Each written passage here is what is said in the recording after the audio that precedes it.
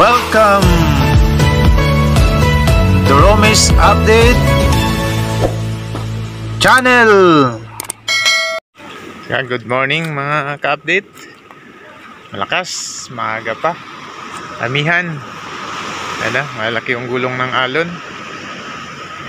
Ngayon po ay January 11. At may nakapaglaot pero parang ilang bangka lang.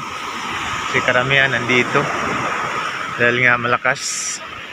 Tingnan natin mamaya kung nakaabang tayo sa mga naglaot, makabili ng pangulam. Lalaki ng alon. Lalaki ng alon, lalaki ng gulong.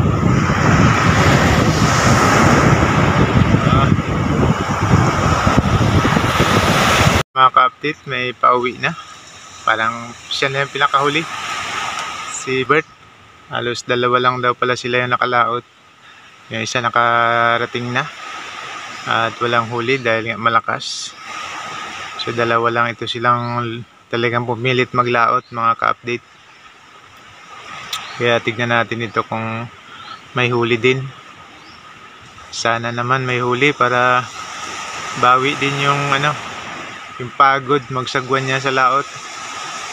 Kahit hindi ganun kalaki yung alon do sa laot tignan, pero yung totoo niyan mga ka-update ay malaki yung gulong. Tapos malakas yung hangin. Di lang pansin kasi nga mayroong hibasan dito kabilaan. Kaya yan yung parang protection dito sa sintro na to. Ang tawag dito sa lugar namin ay sabang. Kasi nga na kakabilaan siya ng hibasan. Yan, hibasan yan, ganda dyan. Tapos dito hibasan din. Yan, nakikita yung nagpuputi yung mga alon. Yan, hibasan yan. So dito ganon din. Kaya tignan natin to kung may pero di siyang huli. So yan na. Tignan natin kung may huli. So wala nang alon. Timing lang pag walang malalaking alon. Tignan natin kung may huli.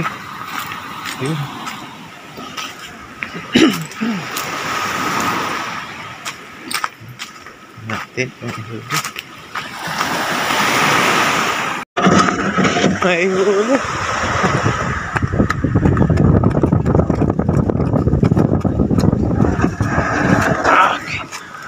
Yan, nakahuli. Marunong lang, paglawan sa kabila. Huli ako? Yan, dalawa daw sana. Kabitaw yung isa. Talaga. Patsagaan lang. Malakas. May huli. Okay. Mga 2 ka kilo.